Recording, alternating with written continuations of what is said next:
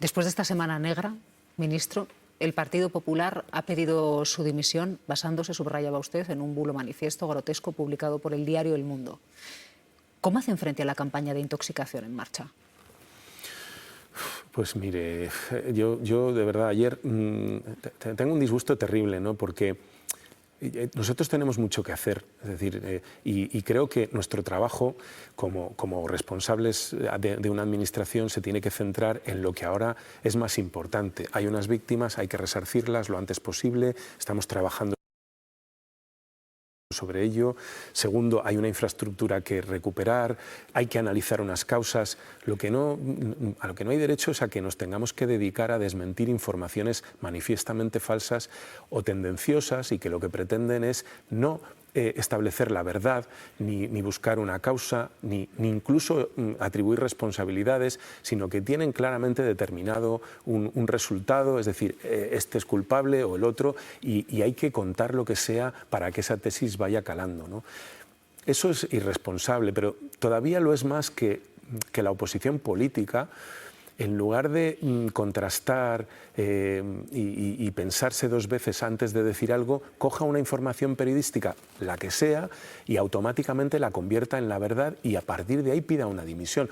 Sinceramente, a mí que me pidan la dimisión, es que yo ya me lo esperaba, o alguien tenía alguna duda de que el Partido Popular iba a pedirme la dimisión. La cuestión es en qué lo fundamentas, ¿no? Cuando se habla de opacidad, pues no sé muy bien a qué opacidad se refieren.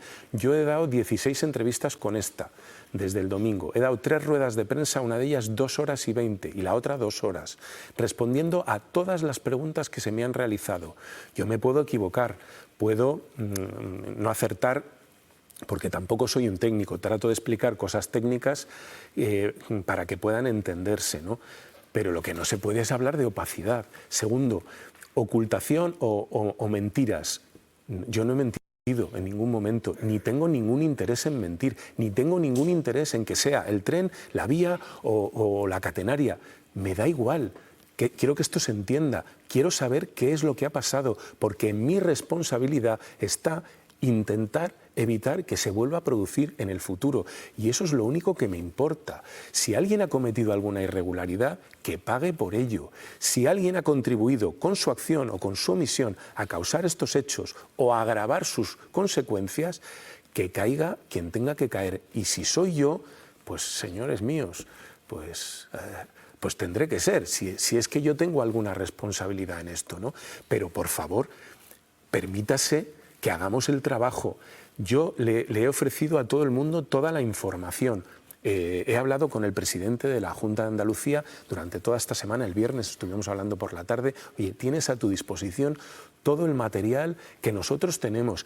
Pongo a disposición del Parlamento, por supuesto del juez, de la CIAF, toda la información que tenemos. Ningún afán de ocultar nada, porque no vamos a conseguir nada ocultando nada. Al final se sabrá la verdad y se determinará las responsabilidades. Y ahora lo que tenemos que hacer es trabajar para esclarecer eso. ¿Que el Partido Popular quiere estar en otra cosa? Lo entiendo.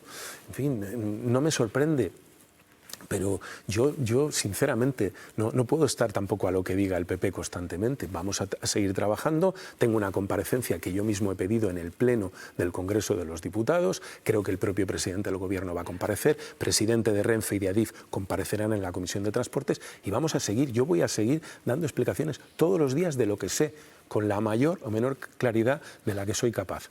Yo más no puedo hacer, ni creo que nada más se me pueda pedir, vamos, en este momento. Se cumple una semana de la tragedia, decíamos. Vamos a ver qué se sabe con certeza, qué queda por confirmar. Vamos a comenzar por cómo se produjo el accidente. Explíquenos la cronología cierta de lo que sucedió, ministro. Espero no cometer errores en las cifras, porque en este momento pues cualquier equivocación se aprovecha. No, vamos a ver, a las 19:40 y algo, un tren procedente de Córdoba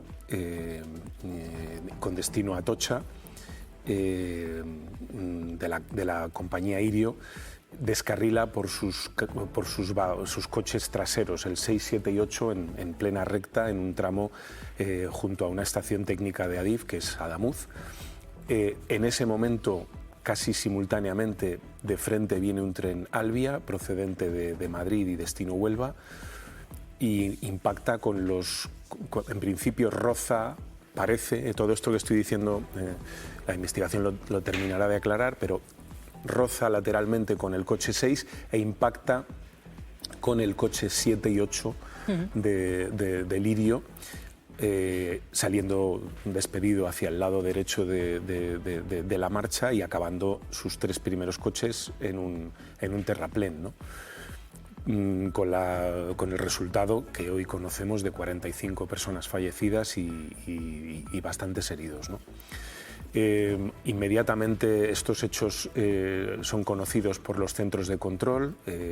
Poco a poco, bueno, pues vamos recomponiendo todo. Hay 3 centros de control de Adif y de Renfe que van recibiendo la información. Esto se pone en conocimiento de los servicios de emergencias.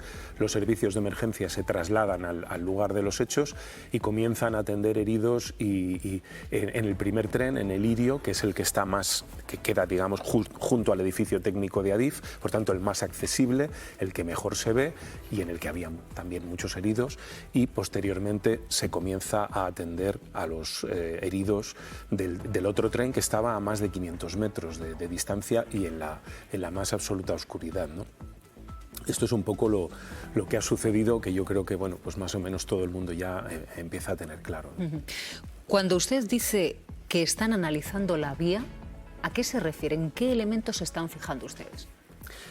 Bueno, no solo nosotros, bueno, hay una agencia de investigación que es la CIAF, que es la que lleva, digamos, el peso de la investigación desde el punto de vista de las causas y de las recomendaciones a realizar una vez que se concluya la investigación, sobre todo para que esto no se vuelva a producir, pero también está criminalística de la Guardia Civil y hay técnicos de las distintas entidades, tanto de Irio como de Renfe como de Adif, que han realizado un acopio de datos y están estableciendo sus propias hipótesis, ¿no? ¿Qué se investiga? Bueno, vamos a ver, lo primero, se investiga cuáles son las causas de que un tren en plena recta, sin sobrepasar ni de lejos los límites de velocidad que están establecidos en ese tramo de vía, que es una vía diseñada para 250 por hora de velocidad máxima. En ese punto los trenes rondaban los 200 por hora. ¿Por qué razón se produce ese descarrilamiento de la parte trasera del tren con las consecuencias que han acontecido, ¿no? ¿Dónde se fija el punto de descarrilo? Al menos inicialmente, ya digo, veremos qué es lo que dice el informe definitivo. La CIAF lo sitúa en un tramo de vía que rompe. Inicialmente se barajan todas las hipótesis, es decir, no se descarta que sea el material rodante el que tiene un fallo y al fallar y descarrilar rompa esa parte de vía. Y la otra hipótesis es que es la vía la que rompe y la que hace descarrilar al tren, ¿no? Por esta última hipótesis, de manera provisional, se inclina más la CIAF, que el viernes emite un informe en el que habla de esa hipótesis provisional, en la que considera que el carril en ese punto concreto ha sufrido una rotura por razones que ahora hay que determinar y que desde luego no pueden determinarse sin unas pruebas de laboratorio, y que eso es lo que produce que el tren acabe descarrilando. ¿Por qué la CIAF establece esa hipótesis provisional? Lo hace fundamentalmente sobre la base de unas muescas que se encuentran en los bogies delanteros de los coches 1 a 5 del tren Irio y en los 2 o 3 trenes que han pasado anteriormente por ese punto en la última hora, 2 de ellos de Renfe y otro también de Irio, y que presentan unas muescas similares, en lugares similares. ¿Cuál es la hipótesis que establece la CIAF? Lo que dice la CIAF es que esas marcas son compatibles con una fisura inicial del carril.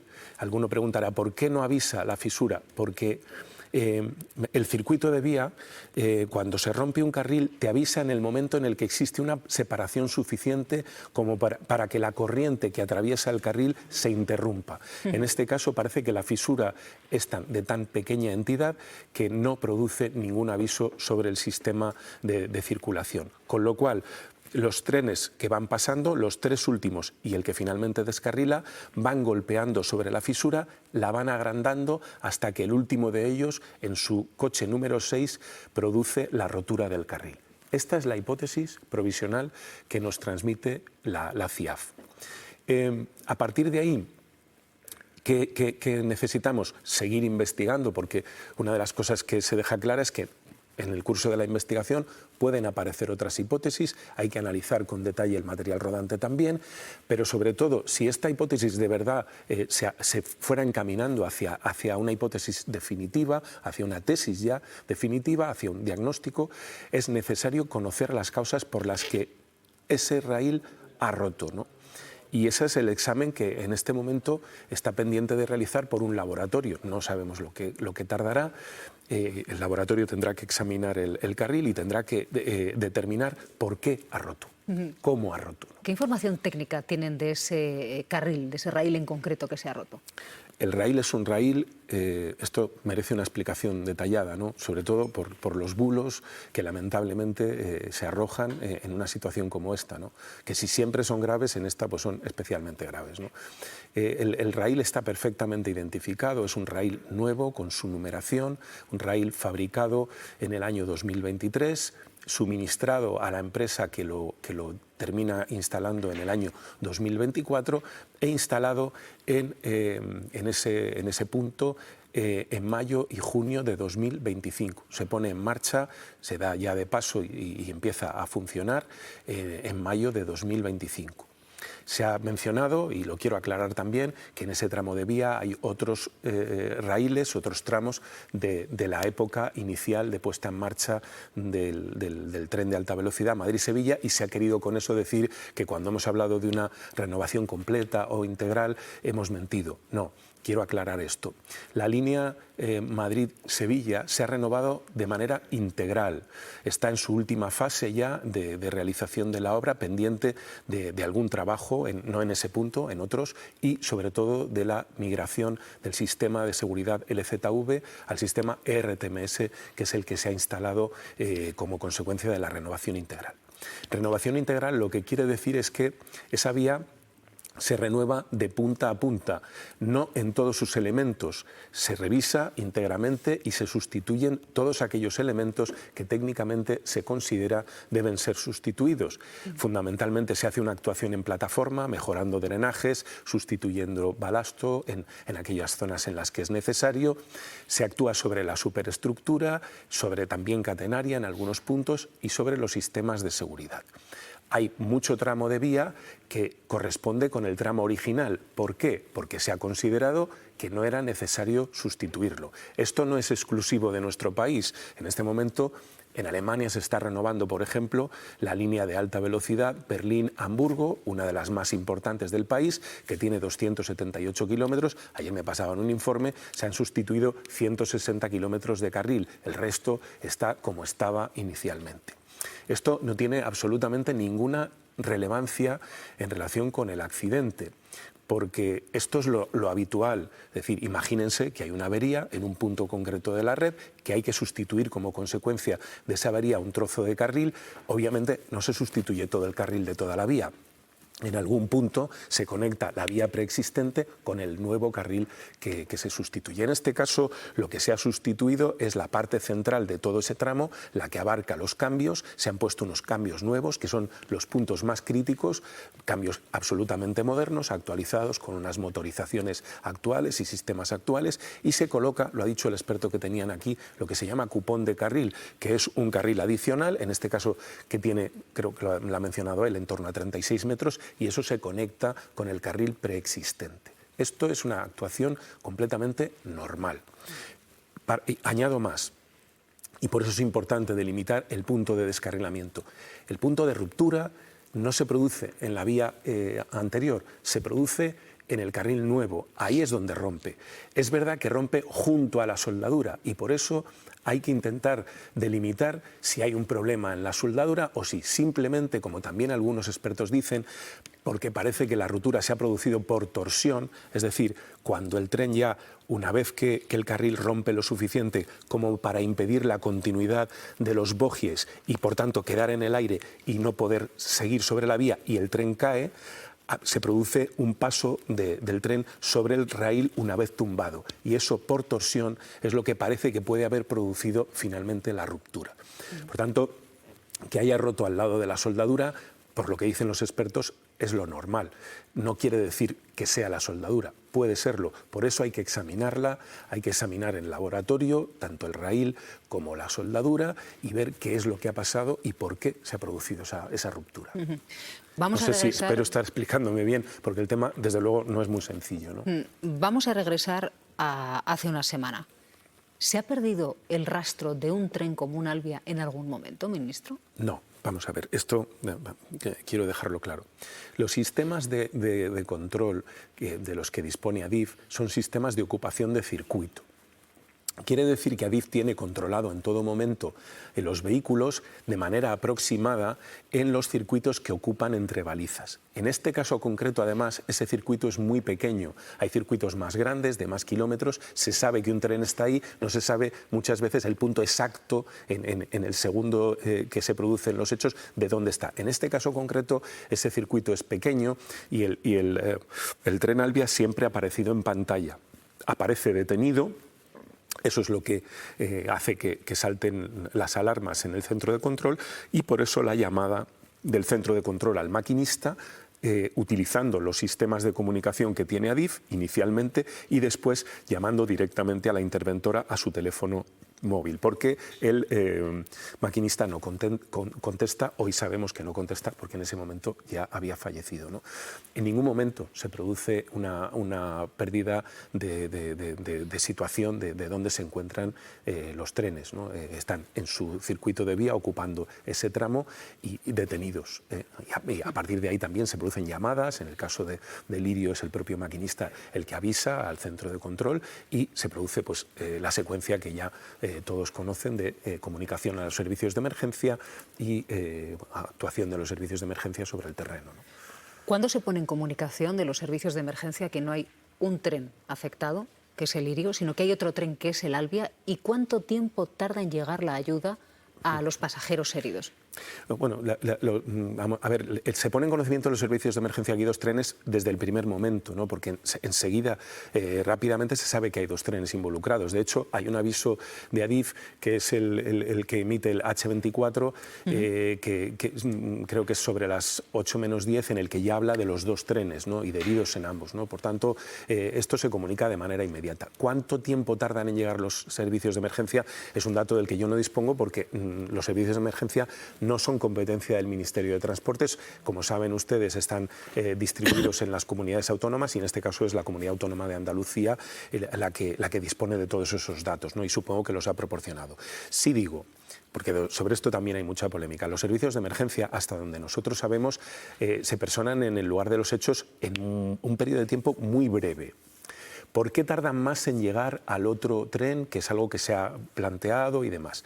Bueno, lo primero, tengan en cuenta que cuando los servicios de emergencia llegan al lugar de los hechos, todos los caminos que comunican el lugar de los hechos con la carretera, con los puntos de donde proceden los servicios de emergencia, se topan con el Lirio. Lo primero que ven allí cuando uno desemboca, ven a Lirio detenido porque está detenido justo a la altura del edificio técnico de Adif y por tanto, y ahí había heridos, había mucha gente que necesitaba de atención y es lo más lógico que los servicios de emergencia lo primero a quien tiene que atender es a quien se topan de frente. Es decir, me parece, permítanme incluso decir que tiene un punto de crueldad cargar sobre los servicios de emergencia porque no fueron al Albia en menos tiempo, es que tenían un montón de heridos y de fallecidos en el primer tren.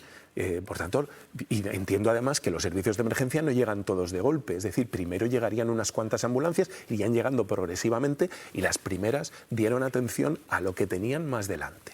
A medida que fueron llegando, insisto, estoy haciendo una descripción sin datos, pero basándome en la lógica más elemental, a medida que van llegando, se van trasladando ya, y hay efectivos que puedan atender a los 2 trenes, se van trasladando al otro tren que había que ir a pie, 500 y pico metros, en la oscuridad, en medio de las vías, con un destrozo tremendo. Había heridos entre los 2 trenes, es decir, hay gente que salió despedida y que tuvo que ser atendida en la vía. En fin, esta es la situación. Entonces, yo rompo una lanza por los servicios de emergencia, aunque no sean de mi competencia y aunque creo que no se les puede reprochar cómo han actuado, porque creo que han actuado en un escenario tremendamente difícil y creo que lo han hecho con una enorme profesionalidad. Y así, por lo menos, Es lo que a nosotros nos han trasladado, yo las víctimas con las que he podido hablar, con agradecimiento y hablando en todo momento de la profesionalidad con la que han actuado los servicios de emergencia, ¿no? ¿Cómo se vigila una línea de alta velocidad en el día a día? ¿Con qué frecuencia? ¿Quién se encarga? No, hablaba usted mismo de la soldadura, ¿no? Digamos, una revisión, el mantenimiento de la vía. ¿Debería haber detectado un problema en la soldadura concretamente, ministro? Bueno, para que entendamos la complejidad de esto y la dificultad de su detección, ¿no? Esa vía, el otro día di una rueda de prensa, y hablo de memoria, y no quiero, porque dimos luego un papel, hay quien dice, es que dijo que habían hecho una auscultación por ultrasonidos tal día y fue otro día. Me puedo equivocar, dimos un papel con un cuadro con todas las revisiones. Esa vía ha tenido... si no me equivoco, 7 auscultaciones entre geométricas y dinámicas desde que se instaló. Mucho más de lo que se hace en todo un año en un tramo de vía normal. Adif está manejando entre 2 y 4 auscultaciones dinámicas al año y 2 geométricas. Aquí se hicieron 7 en unos meses. También las soldaduras están debidamente certificadas con pruebas de ultrasonidos en el momento en el que se llevan a efecto, con pruebas de líquidos y a los 6 días, después de hacer las soldaduras, que eran 100 y pico en este tramo concreto, 114, tengo que decirles que hay una soldadura en nuestra red prácticamente cada 200 metros y allí en concreto había más porque había cambios, había los cupones de 36 metros, en total 100 y pico soldaduras. Esas 100 y pico soldaduras, todas ellas se revisan una vez realizadas por un gestor externo, por un, digamos, auditor, y a los pocos días, a los 6 días, se hace una revisión aleatoria de 36. Se revisa aleatoriamente el 30%. Todas las pruebas dieron positivamente. Después, como digo, se revisa geométrica y dinámicamente la vía para ver si ha habido alguna alteración cada cierto tiempo. Se hace también una prueba de ultrasonidos del carril. No recuerdo ahora la fecha. Es decir, la vía está muy testada. Hay quien dice, no, es que no. Ayer vi publicar que no se había hecho una auscultación en los últimos 58 días. Bueno, como he subrayado, las auscultaciones se hacen de manera periódica o bien si hay algún aviso de maquinista o en algún medidor de alguno de los trenes que transita por ahí que diga, que avise que hay alguna anomalía. Es decir, o bien son rutinarias, pautadas, o bien son realizadas como consecuencia de algún aviso. En este caso no teníamos ninguno. Ningún maquinista alertó desde octubre, la última prueba geométrica, hasta la fecha del accidente, de ninguna anomalía. Por tanto, 58 días sin auscultar no es una cifra ni mucho menos alta, ni anormal, ni preocupante. Pero voy a dar un dato a mayores para que se entienda la dificultad de detectar lo que ha sucedido. A posteriori hemos evaluado las mediciones que se han hecho de los trenes que pasaron el día anterior y el día anterior, de las que nosotros tenemos a nuestra disposición, que son de las de la flota de Renfe. Ningún tren en sus medidores de aceleraciones laterales nos avisa de ninguna irregularidad en la vía, ninguna.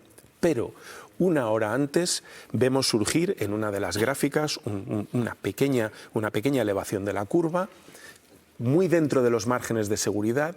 Para que se hagan una idea, si la aceleración lateral, para que genere una primera alarma que obligue a reducir velocidad, tiene que llegar a los 8 metros por segundo, para que genere una alarma ya mayor que produzca la parada son 10 o 12 metros por segundo, estábamos en una aceleración lateral de apenas 2 metros por segundo. Un poco después, si ven la gráfica, verán que además la línea amarilla está muy por debajo de donde... O sea, son cosas que ni siquiera hubieran llamado la atención en un examen posterior, ¿no? Ni en una auscultación. Un poco después, el tren siguiente que pasa, el Lirio no lo tenemos, esa protuberancia ya ha subido un poquito más. Y el tren inmediatamente anterior al descarrilo, que es un Renfe, está en 4 metros por segundo, está a la mitad, digamos, del margen de seguridad. Pero ya vemos que hay algo que está evolucionando en una hora de una forma rápida y que está empezando a dar la cara. Quiere esto decir que estamos ante un caso en el que, aunque hubiera habido una auscultación el día antes, no habríamos visto nada. Es decir, la auscultación no nos hubiera ofrecido ninguna información relevante. Por eso, cuando yo he hablado que hay veces que yo me explico o trato de explicarme y no lo consigo, hay quienes traen conclusiones equivocadas. Cuando yo hablo de extraño el accidente no me estoy refiriendo, como alguno pensó, a ningún sabotaje, aunque esa hipótesis tampoco se ha descartado en ningún momento, pero no es la plausible ni la que en este momento, digamos, ocupa el lugar principal. Lo que digo de extraño es que es un accidente que realmente aparentemente parece muy difícil de detectar y sobre todo también las consecuencias que produce son tremendamente dolorosas, ¿no? Porque roturas de carril se producen todos los años. La Agencia Europea del Ferrocarril reporta 3.000 roturas de carril al año en la red europea a partir de los datos que proporcionan los operadores ferroviarios europeos. La rotura de carril es un problema importante, pero generalmente no produce consecuencias. ¿Por qué? Porque cuando el carril rompe, la mayoría de las veces lo hace avisando, es decir, rompe, ocupa el circuito, quiebra esa transmisión eléctrica del carril y eso produce la inmediata intervención de los sistemas de seguridad y aquí paz y después gloria. El problema aquí es que esto no ha sucedido.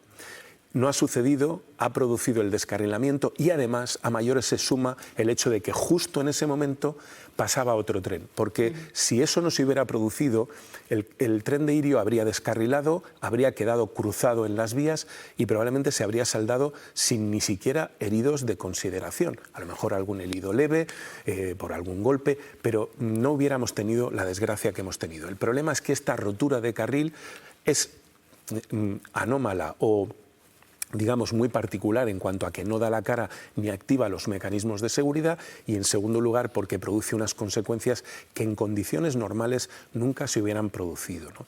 Y termino. El problema de rotura de carril es de tal calibre, porque fíjense que todos los sistemas que hay de control, ¿no? A mí me duele mucho que se hable de nuestro sistema ferroviario como una cosa caótica, que no hay controles, no. Hay unos controles tremendos, todo está pautado, todo deja rastro, etcétera, ¿no? Se está llevando a cabo proyectos de investigación para conseguir que haya algún sistema que pueda anticipar o conocer cómo puede o por qué puede romper un carril, digamos que en este momento no existen. Adif está participando ahora mismo en 2 proyectos de investigación sobre rotura de carril.